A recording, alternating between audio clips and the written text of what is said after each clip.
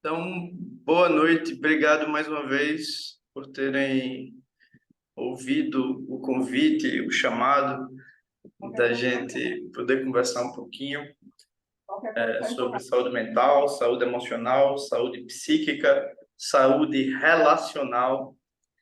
E o nosso tema de hoje é sobre os processos aditivos e os processos compulsivos.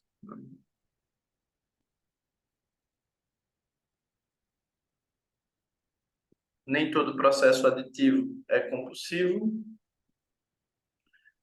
e nem todo processo compulsivo. Não. Nem todo processo aditivo é compulsivo, mas todo processo compulsivo é aditivo.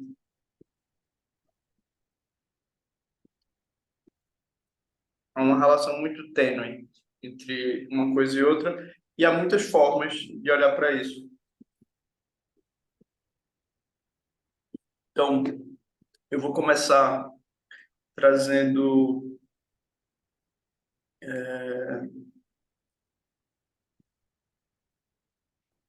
para vocês o que é que acontece no processo em que como é que surge essa instância de compulsão ou de adição, né? E o que é que o que é que acontece a partir daí? Depois disso, eu vou tentar olhar com vocês como as nossas formas usuais, né, midiáticas, de trabalhar com esse tema não são úteis.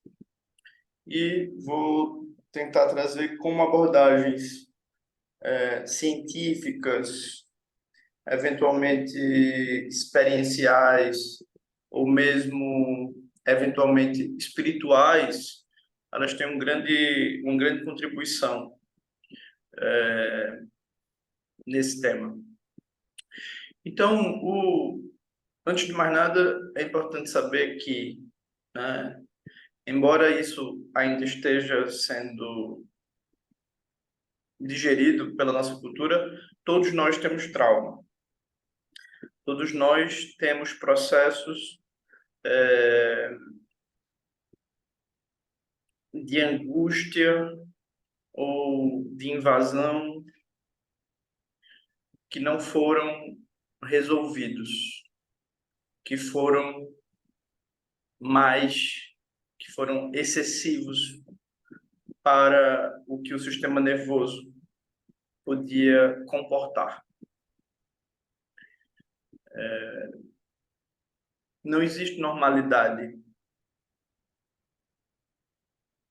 Não existe. A normalidade é uma convenção cultural, é uma convenção social que ajuda a criar uma certa imagem de esfera pública, de normas que valem a pena ser seguidas, às vezes por uma questão de facilidade, às vezes por uma questão de educação, de moral, mas não existe tal coisa como normalidade, porque isso significaria que haveria um sujeito ou uma pessoa que não passou pelo trauma. E tal feito não existe. Há muitas questões aí que a gente entraria pelo campo da antropologia e da história, mas eu realmente não tenho condição de não tenho conhecimento para ir por aí, né? Por exemplo, houve alguma cultura ou há alguma cultura sem traumas? Né? Talvez sim, talvez, eu dizendo que não ia entrar, mas já estou entrando, né? Talvez culturas que sejam ligadas a valores, né, da terra, culturas que estão em extinção e que cada vez mais são atacadas, né?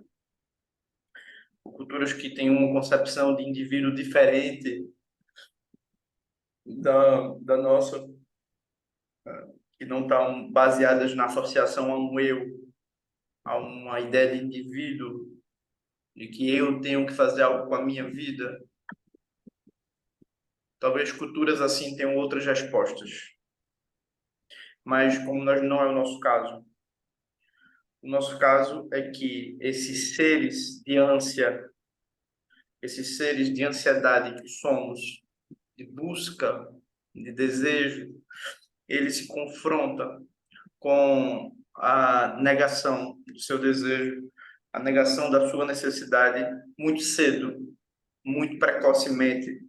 A gente não tem mais uma relação de conexão entre eu preciso e eu tenho. Eu tenho acesso ao que eu preciso, né? A começar pelo contato, primeiro o contato físico com os pais, depois o contato energético com os pais, depois o contato mental com os pais, né? Se você olhar biologicamente, nós somos muito mais parecidos com as baleias, com os macacos, né? Com os furões, animais que, com os cães, os cães selvagens, animais que andam em grupo e se coordenam pelo olhar e pelas interações, né? Então, há um aspecto extraordinário nosso que é a gente, desde muito cedo, é negado o acesso a a uma, a um atendimento das nossas necessidades, né? Das nossas necessidades biológicas, o que faz com que a nossa cultura ela seja um experimento. A cultura ocidental ela é um experimento, né? Um experimento diverso, múltiplo, difícil de ser mensurado. O que é que acontece quando há tantas negações, tantas negligências, a ponto das pessoas realmente acharem que ela tem a experiência e que o outro não tem da negação. E o sujeito, nossa cultura é mais ou menos esse retrato de pessoas é, feridas, isoladas, sem querer falar sobre as suas feridas. É mais ou menos isso, né? Com muitos pensamentos sobre o contato, sobre o que é o contato, sobre o que é estar com o outro e eventualmente muita ansiedade, muita pulsão, muita energia que não se sabe o que fazer com isso, né? Não se sabe o que fazer com isso. E por isso que cada vez mais surgem esses projetos, né, de comunidades, de pessoas que vão morar juntas, ou de pessoas que querem viver em uma comunidade X ou Y, uma comunidade espiritual, uma comunidade de permacultura, uma comunidade, eventualmente, comunidade religiosa, né? Pessoas que se reúnem e que criam uma identidade muito forte, com valores. É muito interessante a gente perceber como é que as pessoas buscam identificações, né? Time de futebol, religião, né? Quando tinha o Orkut era interessante, porque você via as pessoas buscavam identificação com programas de TV, né? As cantoras pop. Quando eu era muito mais jovem, havia mais uma coisa assim, Caetano Veloso, né? Caetano Chico Buarque, uma coisa assim, quem era melhor que quem. Hoje em dia, acho que ninguém tem mais isso, né? Mas a ideia de que eu preciso de uma referência de pertencimento, ela é muito forte na nossa cultura. Eu preciso pertencer energeticamente a algum lugar. E, é, e a gente chega ao nosso tema que é compulsão. E compulsão compulsão e adição são, eu vejo, por exemplo, a compulsão muito com a liberação de energia, né? E vejo a adição muito como uma nutrição, como algo que entra para estabilizar uma ansiedade, uma angústia, algo que está desregulado. E é claro que isso se mistura um pouco, acho que isso se mistura um pouco, mas o que é que isso tem a ver com a concepção de ser humano que a gente está falando e de cultura? de sociedade, e tem muito a ver, justo porque o aspecto energético, o aspecto do eu necessito, né? Eu necessito da minha mãe, da presença da minha mãe. Eu necessito do leite da minha mãe. A criança necessita, ela é angústia e necessidade e muita coisa surge nesse processo. E depois disso, quando a criança, ela precisa da conexão com a mãe, com o pai, ela precisa da conexão. Depois ela precisa do reconhecimento. Essa é outra etapa, né? Depois ela precisa do respeito, à autonomia. Precisa disso. Como um animal que, nas suas várias fases, precisa do olhar, precisa da lambida, de tá tudo bem, precisa da patada, de não vá por aí, é perigoso, né? Precisa da regulação dos pais, dos outros, dos pares. Tipo, vamos por aqui, né? Só que muitas coisas acontecem conosco. E se eu disse anteriormente que somos uma cultura de trauma, eu posso dizer muito claramente, somos uma cultura de compulsão e de adição, porque o trauma anda junto, ou melhor, a compulsão e a adição andam junto com o trauma. Elas tentam regular a agressão, elas tentam regular a ferida, elas se tornam, cada uma na sua particularidade, formas de apoiar o processo da sustentação do eu. É muito interessante como, ao lado da compulsão e ao lado da adição, eu tenho um eu que aprendeu, de alguma forma, a, a lidar com o mundo numa perspectiva de esforço, de luta ou de pressão.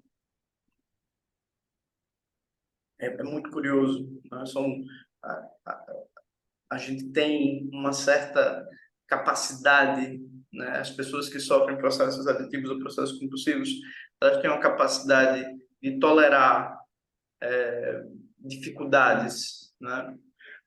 Mas ao mesmo tempo, essa tolerância ela se dá a partir de uma adequação, de uma sintonia com uma substância externa ou com um momento de contato feroz com essa substância externa, né?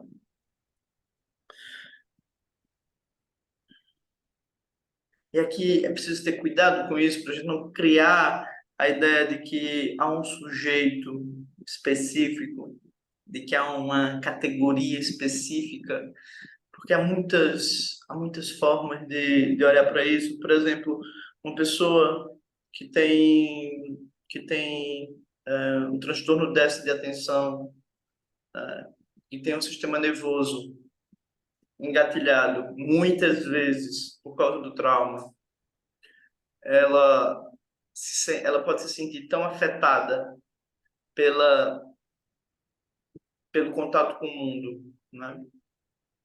Que ela pode recorrer para lidar com essa afetação, com esse hiperestímulo ou mesmo com essa sobrecarga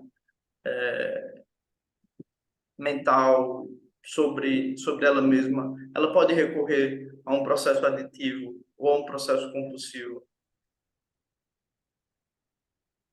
Mas nem toda pessoa que tem transtorno de déficit de atenção vai buscar isso dessa forma. Mas há uma grande correlação, né? E há também outras perspectivas sobre isso. Por exemplo, uma pessoa que teve um processo com a mãe ou com o pai muito rígido, muito duro, onde ela começou a perceber que não era possível lidar com a ânsia, por exemplo, com o desejo que ela sentia, porque o corpo é desejo, o corpo sente necessidade, sente a ânsia, né? E eu não sei se vocês já me viram falar isso, mas a ânsia que não foi bem recebida pelo mundo se torna angústia. Ela retorna à cesta, ela é um pouco como uma, um ser com uma cesta buscando algo na floresta, e a cesta volta vazia, e aí surge a angústia, que é uma mistura de ânsia e sofrimento. E se a angústia não é reparada, facilmente surgem processos de depreciação, processos depressivos, né, de despotencialização, para tentar acalmar o corpo, de sair da zona da ânsia. E aí a depressão ajuda, a despotencialização ajuda a dizer: você não é tão importante assim, você na verdade é bem menor. E aí começa todo o processo de depreciação, que é muito, muito interessante de perceber, né? Mas esse, é claro, não é o primeiro movimento do corpo. O corpo não começa com a depressão, o corpo não começa com a despotencialização, mas ela é aprendida, às vezes ela é transmitida, nem pense nisso, ou deixa isso para lá, ou isso não é para você, ou... né? Mas voltando ao caso, uma pessoa que tem a angústia e que não quer se deprimir, ela sente a ânsia, sente o desejo, né? E ela não quer se deprimir, ou o corpo dela não quer se deprimir,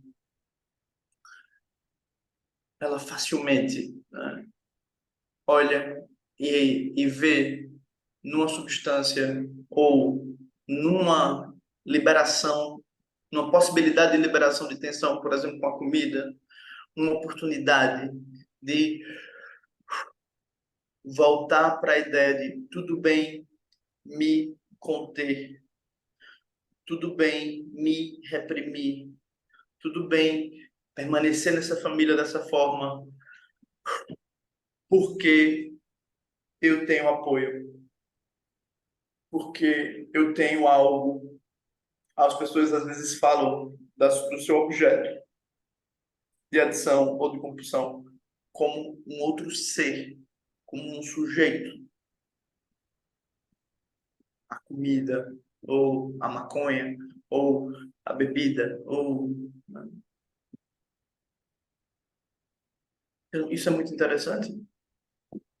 Isso é muito interessante. Porque a gente está começando a perceber que não é necessariamente a ideia de que você não emagrece ou você não para de usar porque você não quer. Não é só isso. Não está na esfera apenas da vontade. Está na esfera psíquica daquilo que me ajudou a estar, a suportar um lugar difícil. E é claro que se esse processo de ajuda ele não é reintegrado pelo corpo, e aí eu estou chamando de corpo, até mesmo o corpo psíquico, o corpo do que eu sinto, do que eu sou, da minha capacidade de estar comigo, né? Eventualmente, e cria uma aliança na qual a minha primeira busca de afinidade é o objeto externo, é o outro, né? E aí a gente pode abrir um capítulo para falar de dependência emocional, mas isso é o assunto de amanhã. Tá? Esse outro que a gente está falando aqui, e aí é uma diferença, às vezes, tênue, né? É um outro substância. É isso que diferencia a dependência emocional da dependência química ou da dependência aditiva ou de um processo compulsivo. Essa substância, o meu cérebro, se a gente for usar uma perspectiva neurocientífica, meu cérebro descobriu que ele só consegue lidar com a vida, com o jogo do eu que está formulado na minha estrutura que vem à frente. Ele só consegue estar na vida se esta substância, ou se esse momento de liberação, que é a compulsão, estiver presente.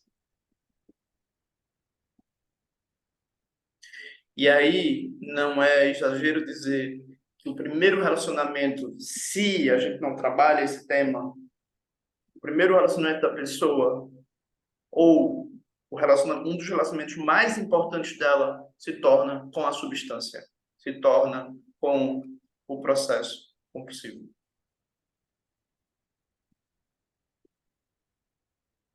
É difícil entrar de fato na vida, é difícil se relacionar de verdade com os outros, porque na minha estrutura eu aprendi que a substância esta faz um belo trabalho comigo. E aquilo que de fato me ajudou em momento crucial e foi fundamental, agora se torna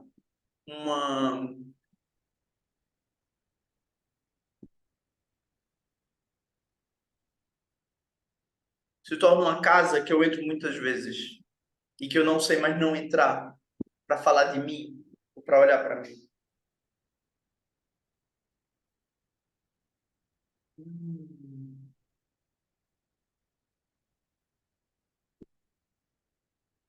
Então, quando a gente olha para o tema da compulsão e o tema da adição, a gente precisa falar de fato de qual foi o aprendizado que eu tive, qual foi a maneira que a compulsão e a adição me ajudaram a suportar e a criar, a manter a possibilitar uma sobrevivência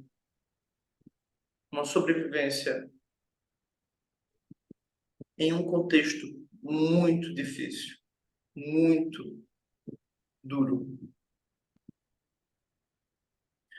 E aí a pergunta que surge também é: o quão desse contexto duro eu ainda acredito que está presente na minha vida? O quão desse contexto duro eu ainda busco como uma forma de identificação comigo, de dizer, eu sou isto, minha vida é isto. Eu estou em casa na negação do meu desejo. Eu estou em casa na dificultação, não sei nem se existe essa palavra, mas na dificuldade do meu desejo. Eu estou em casa na repressão e na contenção do meu desejo. Eu sei me conter, eu sei me reprimir e não preciso que ninguém me diga. Eu sei buscar a escolha mais difícil, a visão mais dura, o olhar mais severo. E hoje eu não preciso que ninguém me ensine a fazer isso, porque eu internalizei essa regra. Eu internalizei a minimização do meu desejo, da minha ânsia, mas o meu corpo reage.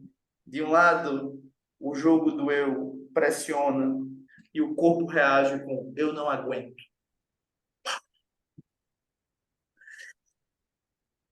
Toda compulsão e toda adição é, né, energética. Em espanhol eles falam flipada. Eu gosto dessa palavra. É, é irracional, é violenta, né? Em algum momento, ou às vezes ela é violentamente presente, como tem que ter, autoritária.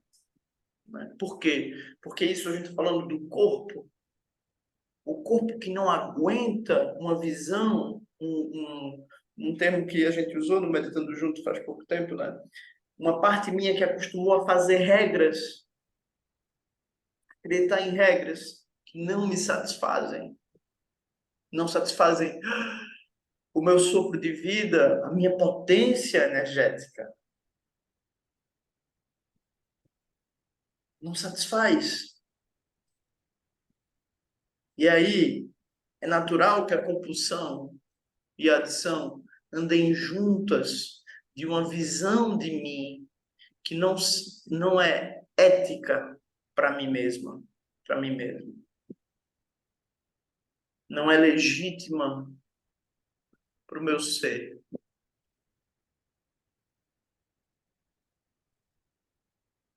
Uma visão de mim que é dura comigo, que me tira muita coisa.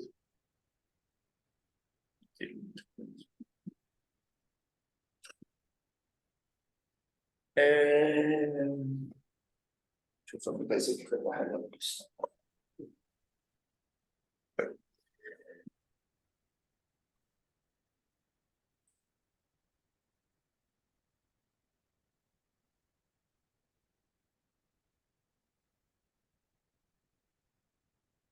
Então, o trabalhar com adição e trabalhar com compulsão, parte do trabalho é químico, parte do trabalho é químico, parte do trabalho é hormonal,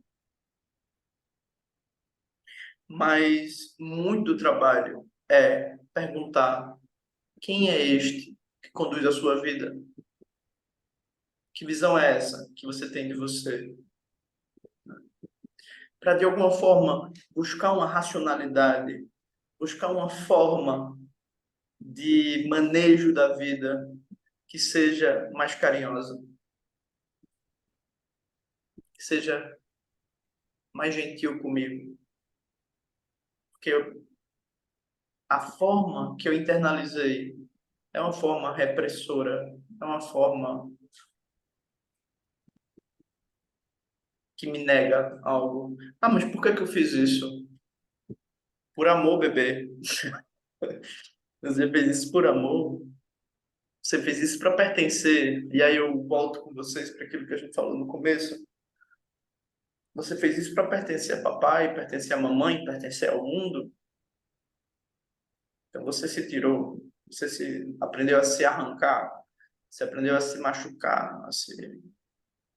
Mamãe não gostaria de você se você não se arrancasse, não aprendesse a se machucar, a se conter. Papai tampouco.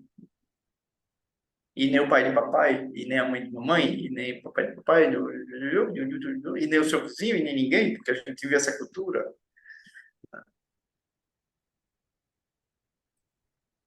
Agora, é claro que a parte compulsiva tem uma hora no processo que ela começa a dizer: eu não confio mais na razão. E ela toma o controle. E isso é difícil, porque a parte compulsiva é corpo selvagem. Ela é um bicho, um cavalo que quer viver e não quer mais abrir mão de nada. A parte aditiva também. E não adianta você chegar para essa parte e dizer: olha, eu não quero que você esteja mais aqui, porque algumas pessoas citam isso. Se não for assim, eu morro.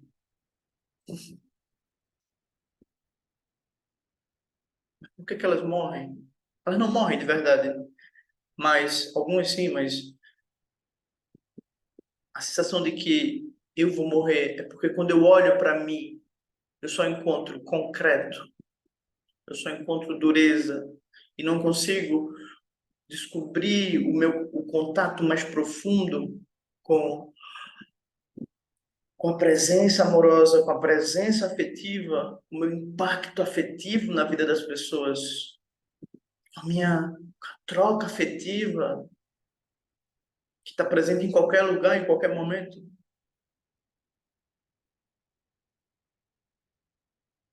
Então, é isso que a compulsão não tolera. Então, a gente precisa fazer uma aliança sempre com as partes compulsivas e aditivas, dizer assim: olha, eu entendo que você quer ajudar fulano, eu entendo que você quer beneficiar fulano. Eu tenho plena convicção disso. E eu entendo que há uma visão interna de fulano que não vê as necessidades dele. Eu entendo isso. E você vê. Porque isso, essa parte compulsiva, aditiva, que por sinal, eu adianto, elas não se nomeiam como compulsivas e aditivas. Elas se nomeiam como a rainha do prazer, o rei da libertação, né? O que libera, o que relaxa, o que solta a tensão. Compulsão e adição são termos técnicos que não funcionam muito. Afasto essas partes que elas, ih, lá vem alguém me rotulando. Logo eu, que dou tão duro por isso aqui, que me esforço tanto e se esforçam. Só que o nosso ponto é conversar com essas partes para perguntar: ei, eu sei que você quer o melhor para fulano, mas eu tenho uma proposta. Menos deserto, menos opressão, mais amor, mais liberação. Hum, compulsão? Opa, você não está me atacando, você está reconhecendo o meu papel. E você quer trabalhar comigo, a vida pode ser interessante. E aí, entre abordagens, até mesmo, vocês veem o sucesso de algumas pessoas não têm boas experiências, outras pessoas têm boas experiências. Eu, particularmente, como estudo bastante isso, de forma geral, há bastante feedback positivo, né? Pessoas, quando vão em grupos que tratam de apoio a pessoas que estão sem querer seguir em processos compulsivos e aditivos, todos eles dizem Deus, esse ser, que não é um ser, eles não têm uma visão religiosa, mas têm uma visão teísta, né? Deus não quer isso para mim.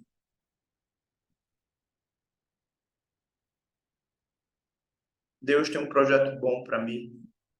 E veja que interessante, é emocionante, porque dizer que Deus tem um projeto bom para mim, quando meu pai não teve um projeto bom para mim, minha mãe não teve um projeto bom para mim, ou teve um projeto bom com muita dureza, teve um projeto bom com muita desregulação, mas dizer que há um ser que tem um projeto bom para mim, um ser cósmico, né, que tem um projeto bom para mim. Como isso é refrescante. Isso volta para a ideia de matilha, para a ideia de eu faço parte de um todo. Isso me leva para um lugar de pertencimento muito, muito, muito crucial. E não é à toa que as pessoas se reúnem em atividades religiosas.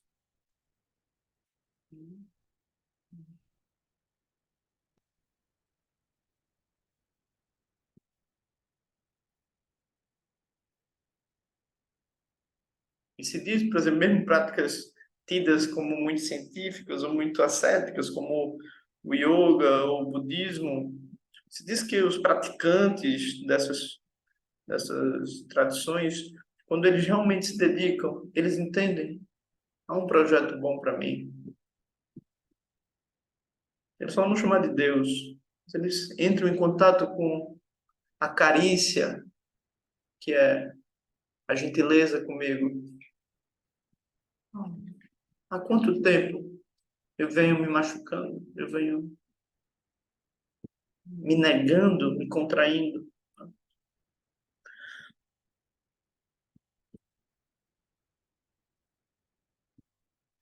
Então, há essa dinâmica, que é a dinâmica da composição e da adição.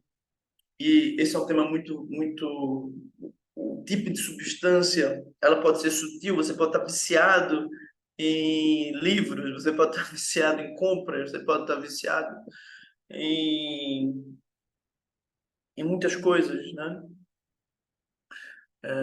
a mesma café, mesmo cocaína, mesma bebida, mesmo açúcar. Eventualmente há vícios que você não percebe, mas é uma coisa que você vem repetindo a sua vida toda, né? Vícios mais espirituais, né?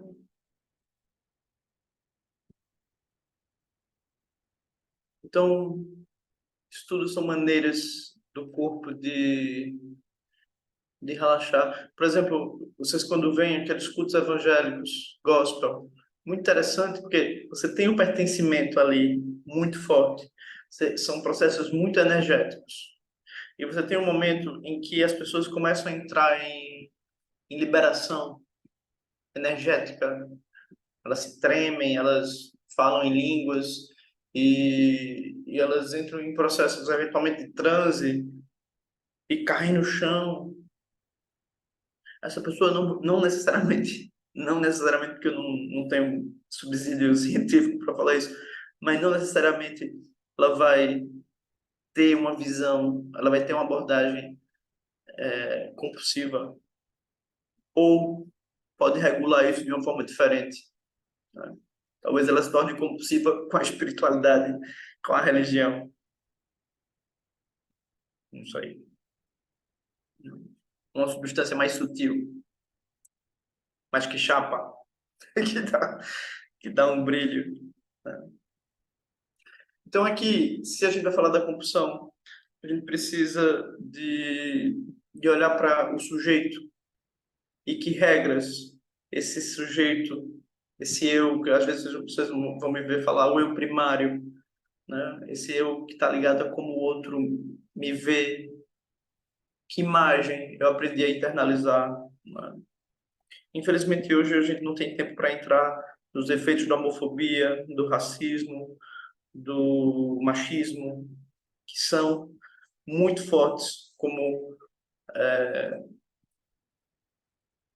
fatores de contribuição para uma cultura, na nossa cultura, que é uma cultura dita compulsiva, né? Porque é a dita e compulsiva, porque somos seres ainda corporais e ainda com necessidades de relaxamento e de prazer e de afeto não reguladas pelo eu, pela cultura, né? Pelos outros. E quando eu digo isso, eu não estou dizendo, então a solução é a compulsão. Longe disso. A compulsão é uma alternativa que custa muito caro. A adição da nossa época custa muito caro, em vários níveis, psíquicos, econômicos, energéticos.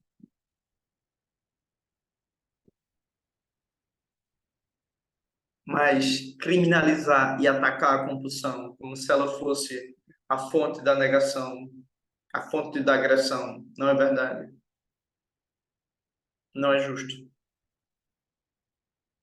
Ela precisa de uma abordagem amorosa, tanto quanto o sujeito que está acostumado a se negar, a se podar, a se conter, a se reprimir, a se dificultar, também precisa de uma abordagem amorosa.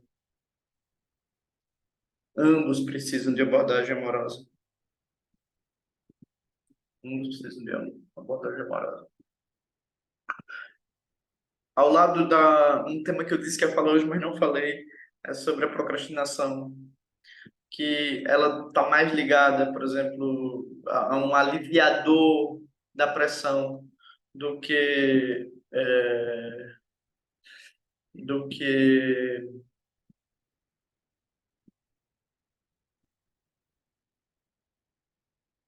propriamente a uma compulsão, né? Embora hoje a gente já vai ter aí processos compulsivos com as mídias sociais, processos aditivos com as mídias sociais, que também são maneiras de regular o sistema nervoso ou a ansiedade interna. Dito isto, vamos para as perguntas. Vocês viram como eu estou animado hoje? É a Lua. Quando a Lua vira, eu viro junto com ela. Perguntas. Quando falamos em transtorno de ansiedade, como TOC, são tudo termos técnicos, tá, Alex? Necessidade de medicação seria uma forma de ajudar para atravessar esse processo? Sim, com certeza, né? Medicação, meditação, yoga, gentileza e muita liberação de energia, muito carinho com a gente, né? Muita terapia, muita forma de, como eu posso ser gentil comigo? Essa é a pergunta, né? Como eu posso ser gentil com aquele que vivenciou o processo ansioso? Como eu posso ser gentil com aquele que foi agredido, às vezes pontualmente, às vezes sucessivas vezes, e que gerou o processo ansioso? E a medicação ajuda, ajuda, mas ela não resolve. Até o problema vir para o processo terapêutico, seja ele individual, em grupo, e fazendo uma promoção. A gente tem um grupo, hoje no Meditando Junto, um grupo para trabalhar os processos compulsivos ligados à alimentação. A gente não tem outros grupos para outras questões, embora algumas pessoas trabalhem suas questões em outros grupos. Elas trabalham e eu vou dizer com muito sucesso, né? Muito sucesso.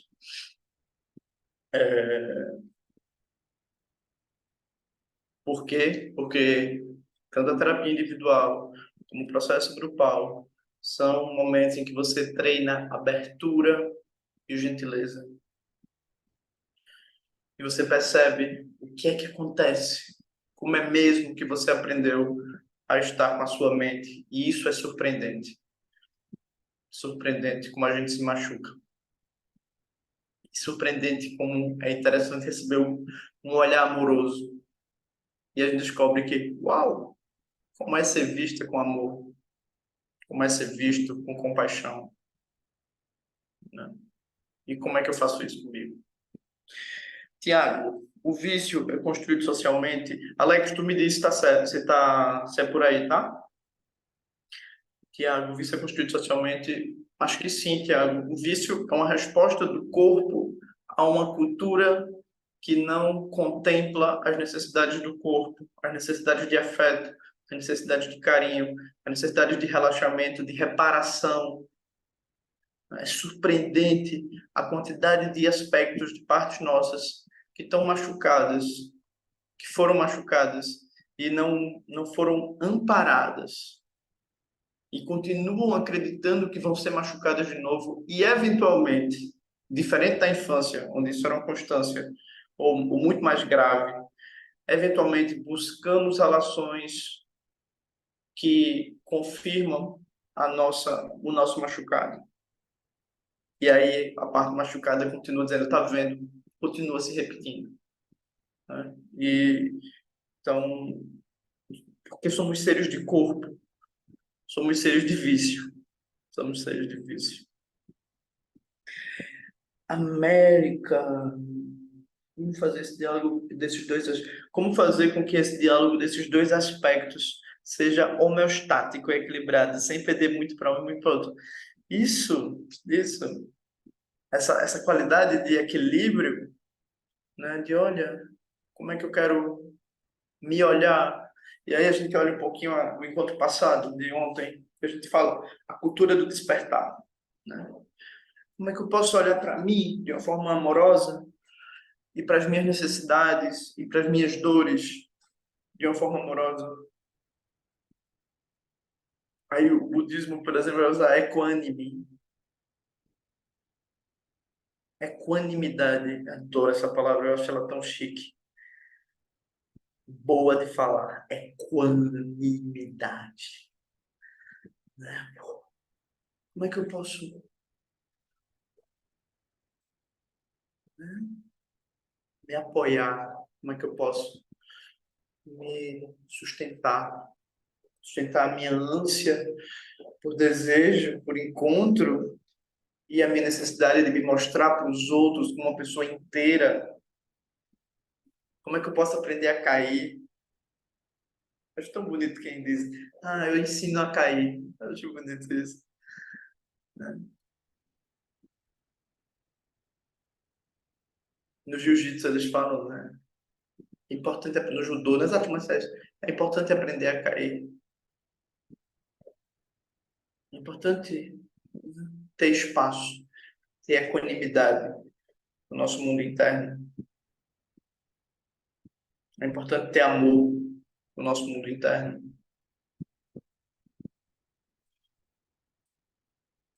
Olha só o que a Marika está contando. Tive alunos com TDAH, adultos e crianças que integraram aulas do yoga com processo terapêutico e alguns a medicação ou a meditação. E foi muito, ou as duas coisas, e foi muito lindo acompanhar o processo. Que incrível, né? O yoga, ele é muito interessante como regulador do sistema nervoso, né? O tai chi, a biodança, né? É muito interessante, América, essa experiência, porque de fato, né? Tudo aquilo que me possibilita abrir a janelinha que eu tenho no peito para olhar para o meu mundo interno, né? É essa janelinha que a gente abre em terapia. Uau, é isso. Eu tenho aspectos aqui. Eu tenho coisas aqui. Como eu posso ser amoroso com isso que eu tenho aqui? Né? A yoga você não consegue fazer muito rápido. O tai chi também não. A biodança você precisa do outro, do ritmo.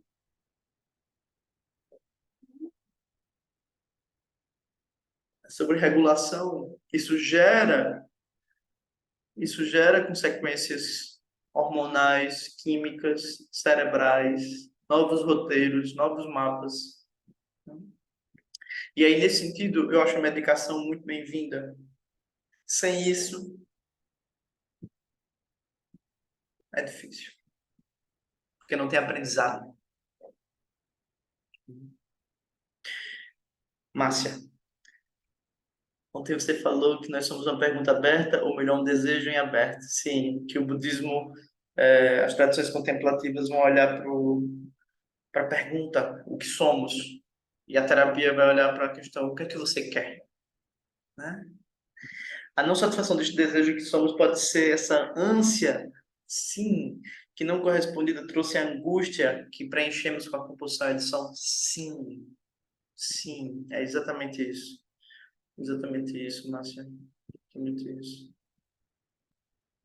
É esse lugar, né?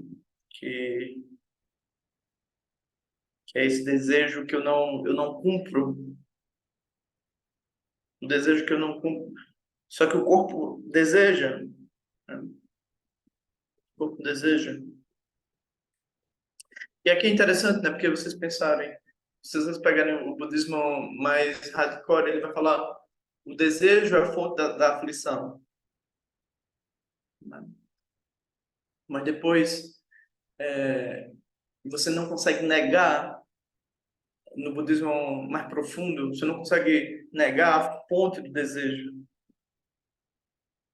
Você não consegue negar a inevitabilidade do desejo. E diz, o desejo é a manifestação que você entra em contato, realiza e fica em paz.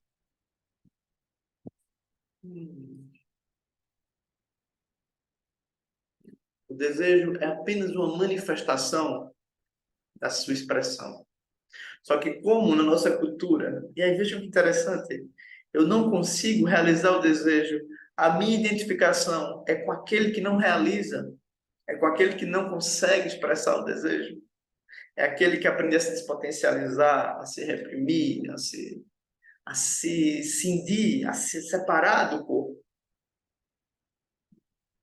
Então eu não consigo entrar mesmo, né? Não consigo entrar mesmo. Muito boa pergunta, muito boa visão. Alex tem que sair. Tchau, Alex. Muito bem, pessoas. Alguém mais tem alguma dúvida ou sugestão ou questão?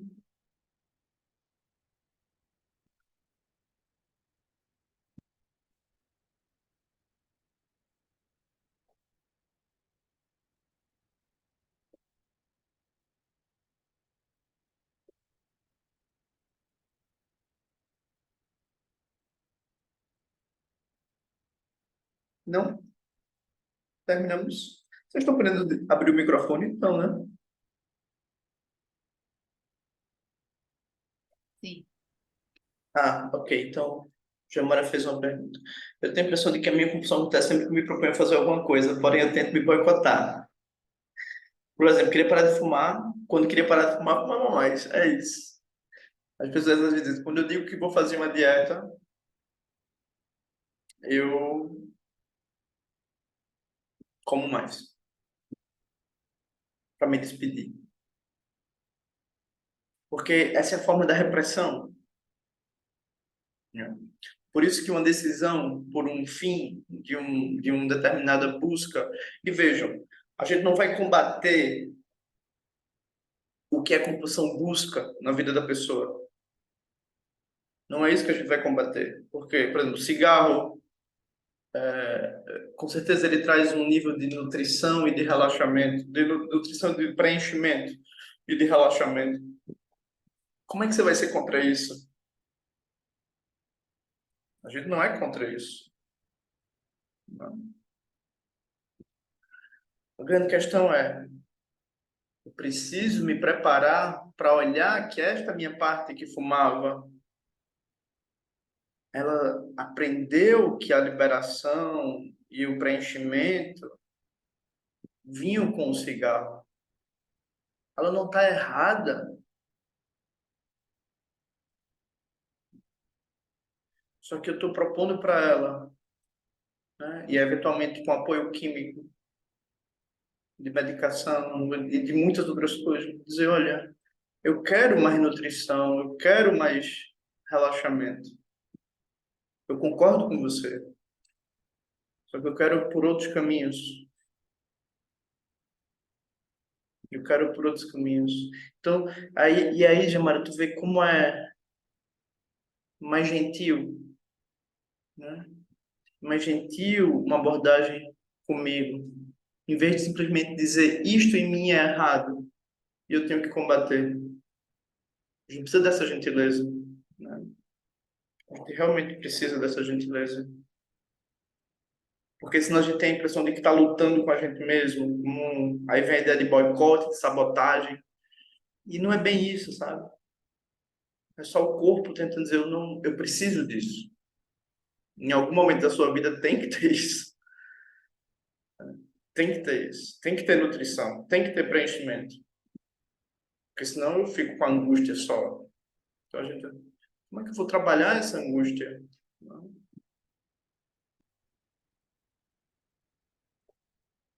Obrigado. Márcia. Ah, América. E o selfie nesse rolê todo? Qual selfie? Porque tem muitas visões de selfie. Qual visão de selfie tu tá trazendo, América? De Jung. Eu não sou do Jung. Eu adoro Jung, mas não sou junguiano. Já li muita coisa dele, mas não me atrevo a dizer que sou junguiano, né? Eu imagino que a ideia de selfie, se tu me corrigir, tu me avisa, mas é uma ideia de um eu integrado, né? O eu mais verdadeiro. Seria isso? Me diz, tá? Eu trabalho com outras ideias de selfie. Ah, isso. Isso.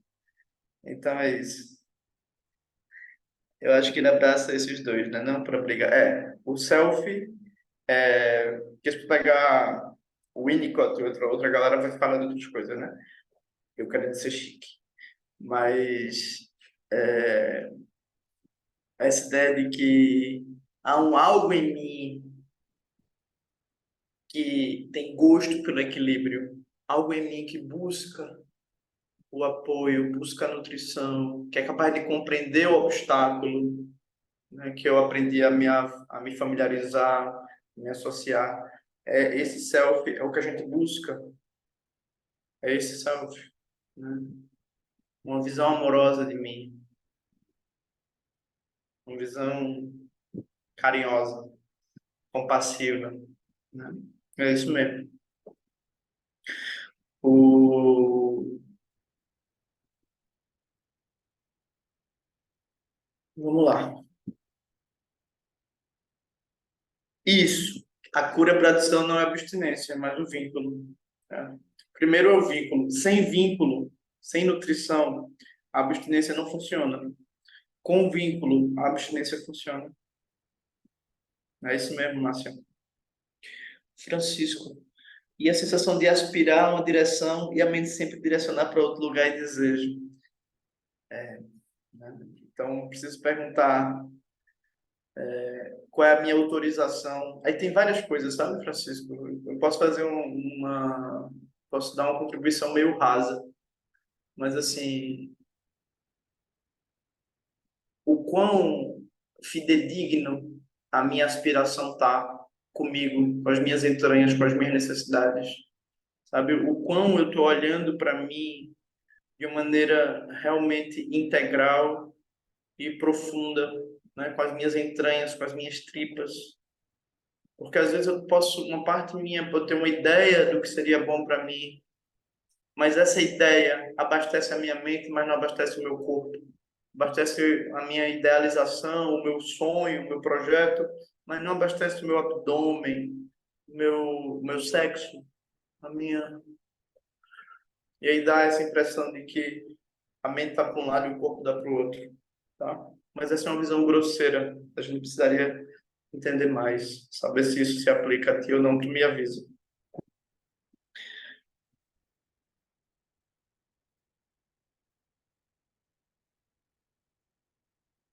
Se der tempo para falar sobre isso hoje. Já ouviste falar da eco-ansiedade? É a primeira vez. A ansiedade por não estar na vibe de cuidar do planeta, da natureza e do eu ao mesmo tempo. A ansiedade por não estar na vibe de cuidar da natureza e do eu. Eu acho que está ligado a uma sobrecarga de informação, né? Essa sobrecarga de você tem que cuidar, cuide de você, não sei o quê, a sobrecarga do que é positivo, sobrecarga se chama toxicidade positiva, né? Do tipo, você tem que fazer, você tem que isso, você tem que aquilo. É, sim, se for por aí, eu acho que eu entendo, Gu. Acabei de perceber que isso gera em mim uma procrastinação, porque se não consigo ser perfeita, congelo e paraliso. Claro, claro que sim. Então imagina, né? A visão de eu que está aqui é cumpra a regra, cumpra. Você tem que cumprir a regra, você tem que seguir a regra.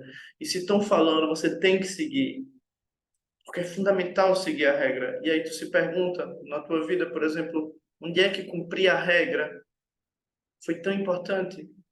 Onde é que ser sensível às regras foi tão importante na vida, a ponto de criar uma sensibilidade muito grande ao processo externo, à regra externa.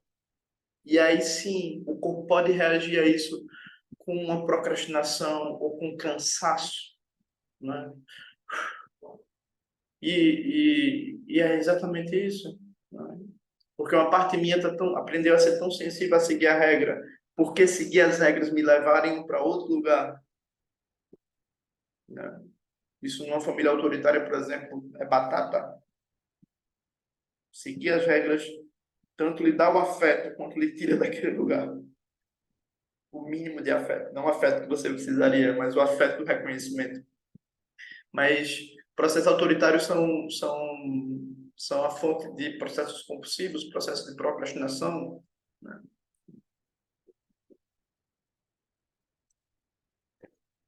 Isso e de toda a psicossomática, né? De toda a psicossomática.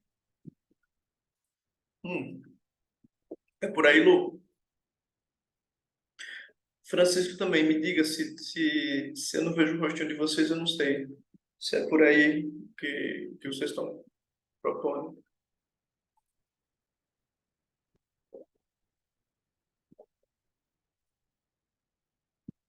Ok.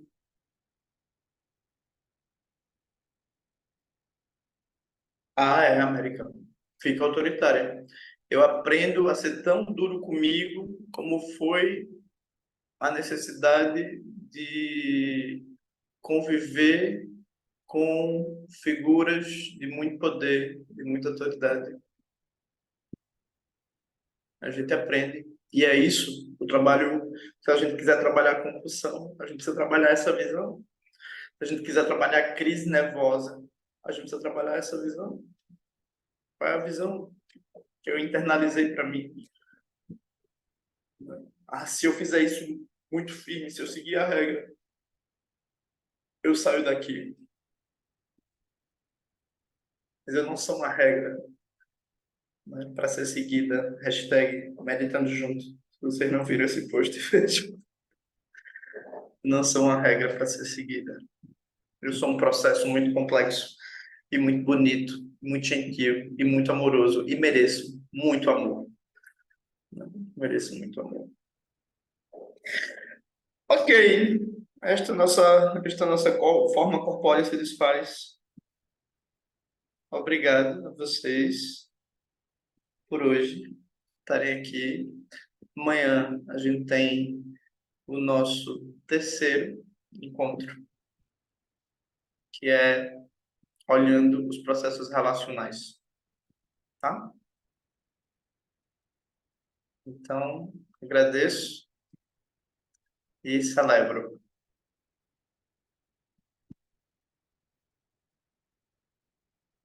Olha só, pessoas que já fizeram retiros juntas. Muito bom. Ok. Então, até já. Até amanhã para quem tiver. A gravação deve ir amanhã, de ontem deve ir amanhã. Deve estar lá no site. Tá? Beijos, abraços. Beijos.